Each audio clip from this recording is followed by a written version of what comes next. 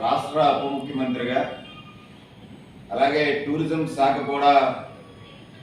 జనసేన పార్టీకి చెందినటువంటి కందుల దుర్గేష్ గారు బాధ్యతలు వహిస్తున్నటువంటి తరుణంలో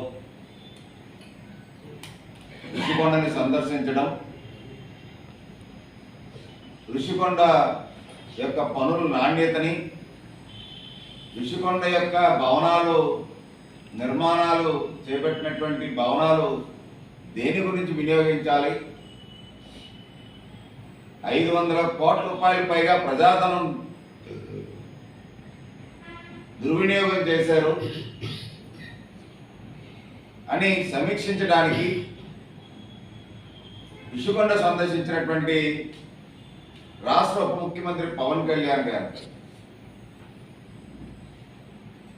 నిన్న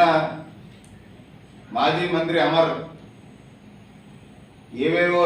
మాట్లాడుతూ ఉన్నారు, కబుర్లు అని చెప్తా ఉన్నారు. ఋషికొండ గురించి మొట్టమొదటి నుంచి కూడా పోరాడుతుంది జనసేన పార్టీ. వైసీపీ ప్రభుత్వంలో జరుగుతున్నటువంటి ప్రకృతి విధ్వంసం ఏదైతే ఉందో ఆ ప్రకృతి విధ్వంసం పైన